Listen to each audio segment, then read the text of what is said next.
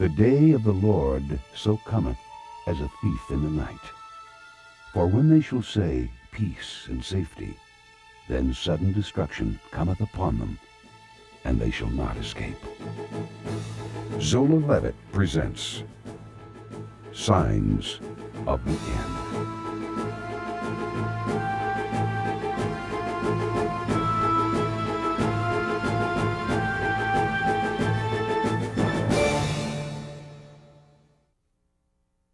Shalom. Hello again. We have a most interesting guest this evening. On our Christmas tour this past year, I was handed a book called The Mountains of Israel, the Bible, and the West Bank. Very topical. I read it, and it was so interesting that our ministry bought a stack of them, and we gave them to all the people on the tour as Christmas presents, and they have loved the book. By a Bible scholar, modest, unassuming, but a real two-fisted Bible scholar, Norma Archbold. Norma, thank you for coming on our program. Thank you. What fascinates me here is, I would expect this book to be written by an Israeli commando or a general or something like that. You've taken on a topic the whole world is struggling with, the West Bank in Israel, in a scriptural way. Your book begins with a quote of Ezekiel 36:1, where it says, Son of man, prophesy to the mountains of Israel and say, O mountains of Israel, hear the word of the Lord. And the chapter deals with your subject, doesn't it? Yes, it does. And the mountains of Israel, you might notice, are right here in this shaded area. And this is really a ancient Jewish area. This is where so many things happened that are recorded in the Bible. For instance, here is Shechem, where Jesus was at Jacob's well and met the woman at the well. Oh, yes. And Shiloh, where Eli and Samuel grew up there. And then these two towns here, Bethel and Ai. In between those two towns is where Abraham was when God gave him the land, all the land that he could see. Yes, we went, you're reminding me on our series, Israel, the divine right, Israel by divine right, the Jewish claim to the land. We found ourselves out there in the same places, Shechem and Bethel and so on, because that is where, far from it belonging to Arabs, Palestinians, or whatever, was given to the Jews. Yes. Please go on. Yes, and here's in Bethlehem is where Jesus was born, and Hebron. Down here is where Abraham lived and Isaac lived, and they're buried. And Abraham, Isaac, Sarah, they're all buried in a cave called Machpelah, which is near Hebron. And there's been violence there as Arabs and Orthodox Jews argue over who can worship there. When it's suitable, the Arabs claim the Jewish patriarchs as their patriarchs, it seems to me. Yes. And so there's jealousy about that side. And then, of course, there's Jerusalem right here in the central part of these mountains, and even Bethany, where Mary and Martha and Lazarus lived, is right over here, not too far from... Yeah. Okay, now the area looks like the West Bank. I mean, it's just an oval cut out of the middle of Israel. There is a ridge of mountains through the center of Israel. And you have another diagram that shows that, I think. Yes. Right here, you'll notice the outline of the so-called West Bank. And as you'll notice, it's almost identical. It's almost identical. Yeah, the curved line that's running around there is where they happen to draw a territory arbitrarily that's supposedly occupied territory now. Yes. How can you occupy a territory God gave you? That's a good question, isn't it? I guess to try to be neutral about it, the prior claim of Israel, even to an unreligious person, is so far. I've said it many times on the program, Muhammad was born about 7th century after Christ, but we're talking about a land grant 4,000 years ago. There's no comparison. Abraham lived 2,600 years before Muhammad. That's true. That's true. And he was given this land. Yes. Yeah. When I read chapter 36, I often think that this is so identical that when we're talking about the mountains of Israel, we're talking really about, God is talking about the West Bank, isn't he? I mean... Yes, it looks like he is. It sure does. He has a side in this, do you think? he prefers it to go to the people he gave it to. Well, I would say that he'd like to have his will done. Take me through the chapter. It was interesting. You were telling me before these odd phrases that you picked up through Ezekiel 36. Yes, Ezekiel 36, 8 through 12 are especially important. And they show very clearly that God has given this land to the people of Israel. And as we know, the whole chapter is talking to the mountains of Israel, and it says, "But you, O mountains of Israel, you will shoot forth your branches," and then it says, "To my people Israel." And then down in 12 is another place. It's very important. It says, "Yes, I will cause men to walk on you, my people Israel. They shall take possession of you." I mean, what can be more clear than that? Yeah. No, but you get arguments about, God has made his will clear, but is it fair? Where are the Arabs supposed to? I had somebody say to me, "I understand you want the Israelis to have their country and everything, but where are the Arabs supposed to live?" And I did on television before. It won't surprise some of our regular viewers, but I took a set of maps out of your book to demonstrate that. How many Arab countries and I get that question a lot too. People, and they see the Word of God, and yet they say, "Well, is that really fair?" And so it's kind of asking, "Is God fair?" Yeah. And so my answer is page 90 and 91 of the book. Which is this Is compelling? God unfair? It has all the Arab. This amazes me. I look at And me too. I mean, I travel here. I know these countries, but I didn't see it this way until I saw it in your book. All these Arab states. How many do you make it here? There's 17. 17 purely Arabic states. But this doesn't have Iran, Afghanistan, these enormous, large, Turkey for that matter, all of these Muslim republics that have thawed out from what was the Soviet Union. I mean, you could add Muslim states on here all day. You could fill half this book.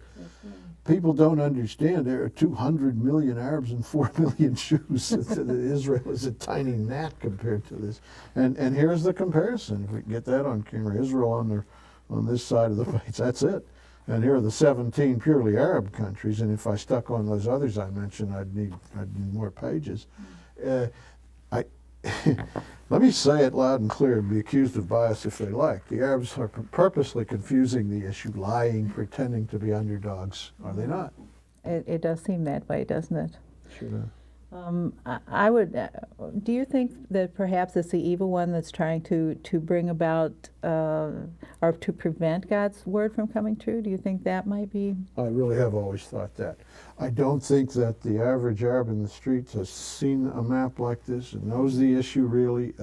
In the '73 war, I was familiar with Israeli army officers who told me when they captured these Egyptian prisoners, their hearts went out to them. They barely knew the name of their own country. They didn't know what Israel was or why they're fighting or what they didn't know how to get the safety off their rifles a lot of times. But I mean, they don't have any. It's a manufactured propaganda war. There's nothing. Israel's not annoying anybody. It's barely can be seen on that map.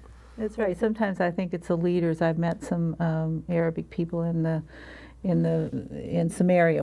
I live in Samaria, and some of the nearby villages I've met a Jewish believer, or excuse me, an Arabic believer. He says that he would prefer to be an Israeli. He doesn't want to be in a Palestinian state, and he has a very good reason. He's a wall builder. And while the border was closed, he couldn't work in Israel, so he was working for an Arab nation that was building something in the so-called West Bank. And he was earning 20 shekels a day for the Arab nation. For Israel, he was earning 70 shekels a day. Sure. Israel's a 20th century democracy that treats its workers fairly, and the others are simply dictatorships. Well, it's like Russia and America. Or China and America these days. Slave labor versus a progressive industrial state. This is another thing that's never published. Nobody cares. If you give half of Israel to the Palestinians, then you will return half of Israel to the 10th century. It's true. You live there, am I right? I live there, yes. And you know, I talked to a young Arabic woman, and she had become a teacher by going to one of the universities that Israel has put there. They didn't have universities there when Jordan was holding that area. Certainly. And so I'd ask her about her mother. I said, "Is your mother a teacher too?" And she said, "No." She said she didn't have an opportunity to go to school. And I said, "Do you like Israel? Do you like living here?" And she said, "It's the best country in the world."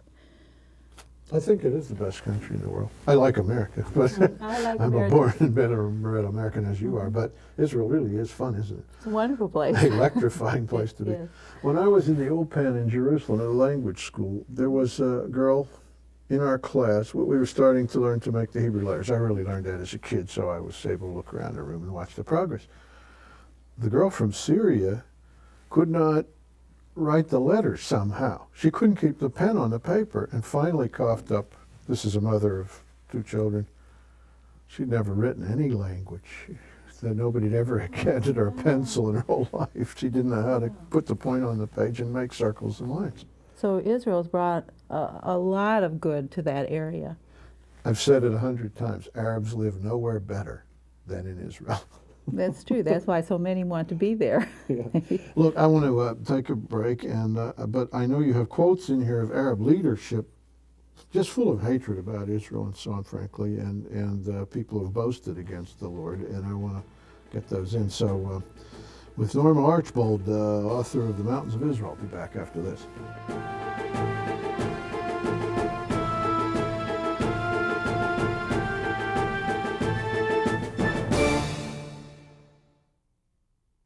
Israel.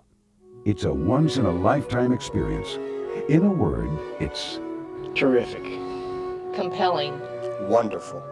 Breathtaking. This is not one word, okay? Super. Delightful. Phenomenal. Probably undescribable. No, you can't do it in one word. Peaceful. Peaceful.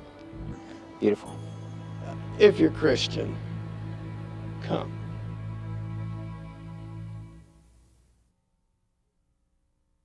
We'll bring Norma Archbold back in a moment, but relevant to this discussion is a recent interview we had with Avi Lipkin. You've seen him before if you watch our program. He's an Israeli Defense Force spokesman, and he's with the Jerusalem Institute for Western Defense, and he keeps his eye on the Arabs and is quite expert in the territory, and he's going to talk to us a moment about the Golan Heights.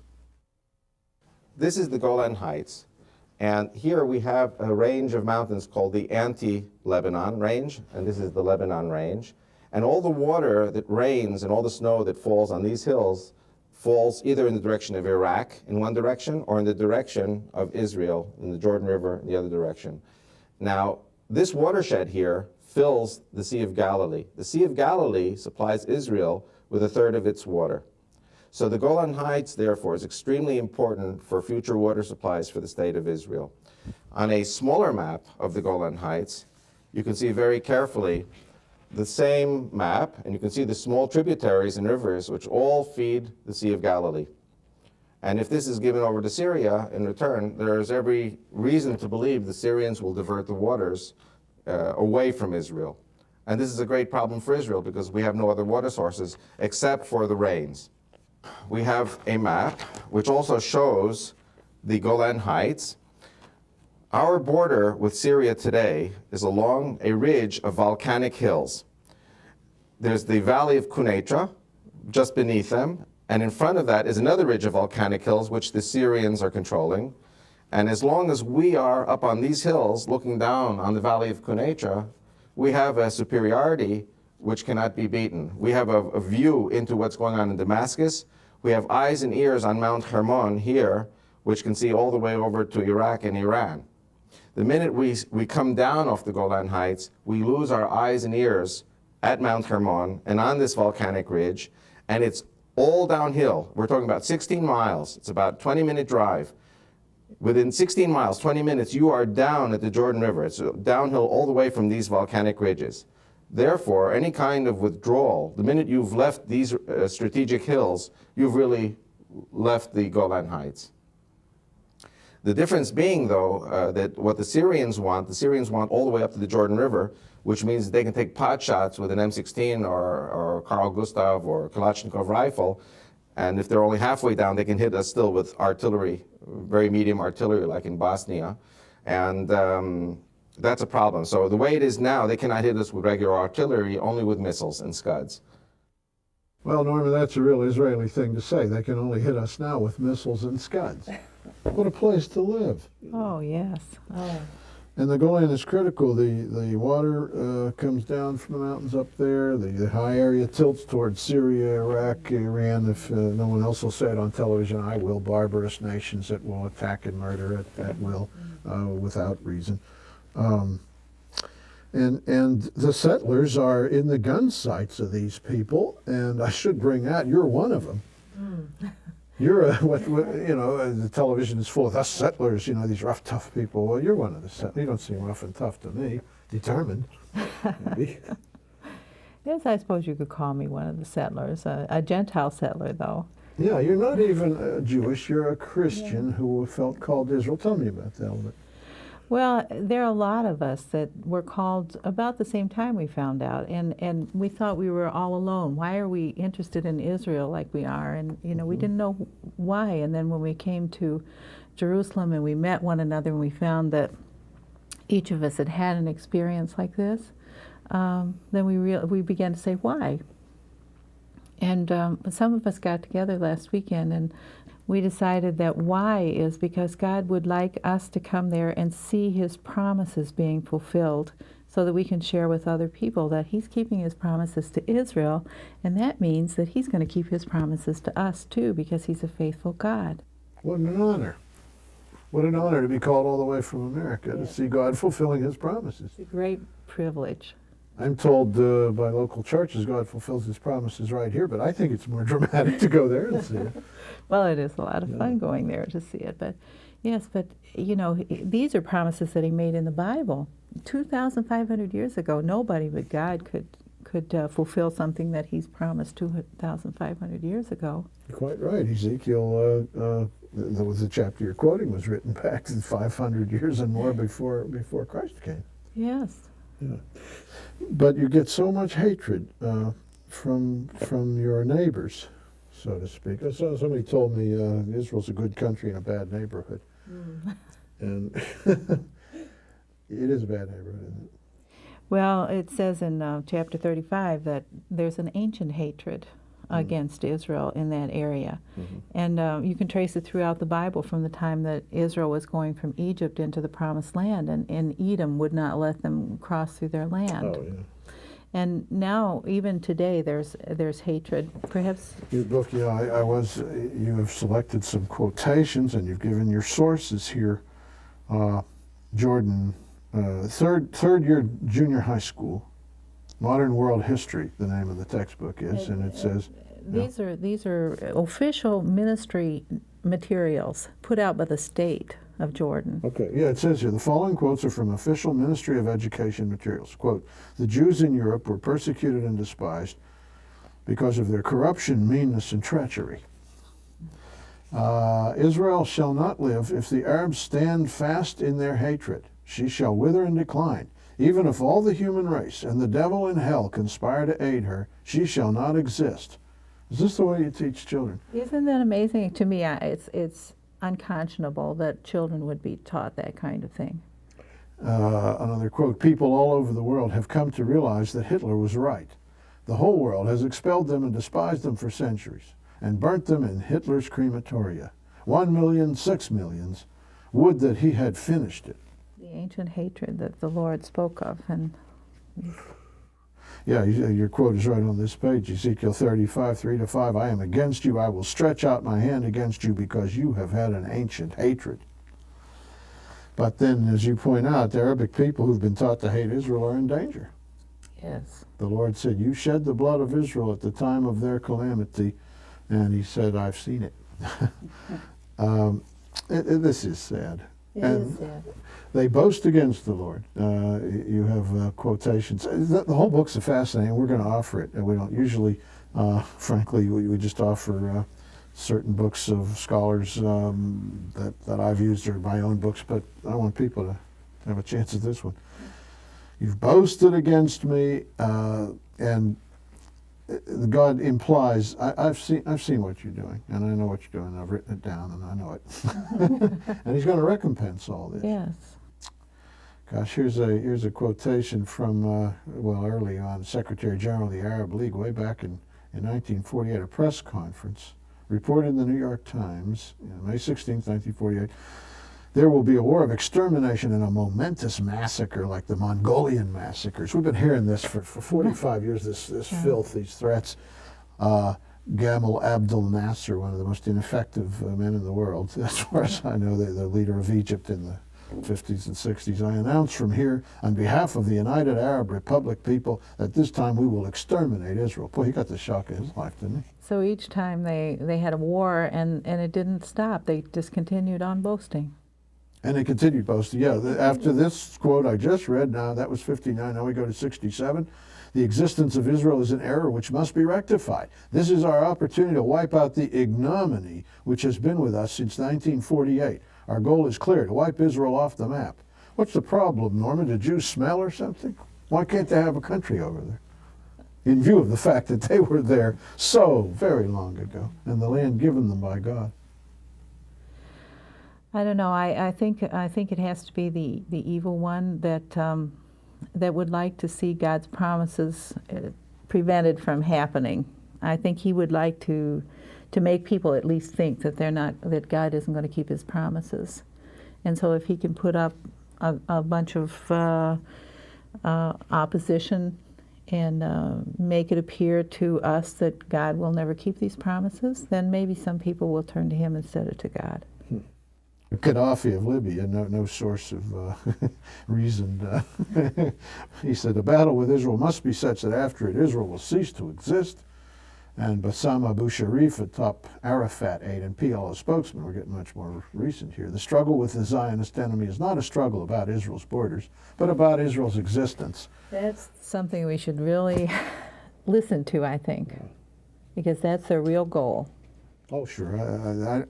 It's hard for me to believe anybody in the world doesn't know the Arabs. Their goal before all these peace talks was to wipe out 4 million Jews, kill them. Their goal after the peace talks is to wipe out 4 million Jews, kill them. Finally, God says, you, mountains of Israel, are taken up by the lips of talkers and slandered by the people. Boy, he's heard that too. We can't say enough on a television show, but I really thank you for writing this book. I'm grateful that you've gone over there to live there with my people and help the land, and he wrote this wonderful book, The Mountains of Israel.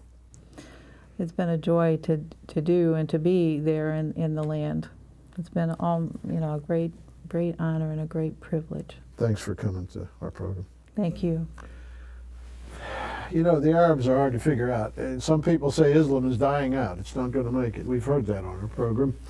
Avi Lipkin, our spokesman from the IDF, the Israel Defense Force, doesn't think so. With all the lies and all the hatred, with the poor leadership that Arab nations choose, I shouldn't say choose, with the dictators they happen to have, he's really afraid for this peace treaty.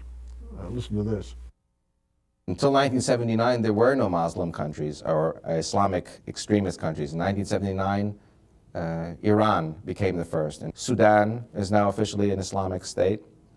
Algeria, like I said before, also runs the threat very soon of falling into the Islamic hands. Egypt, Jordan, Saudi Arabia, even Syria face a very great Arab Brotherhood threat. Time has come now to get organized for those threats which may torpedo the peace process a year or 5 or 10 years down the line. I would not call it Armageddon, but I'm aware of prophecies which both Jews and Christians believe.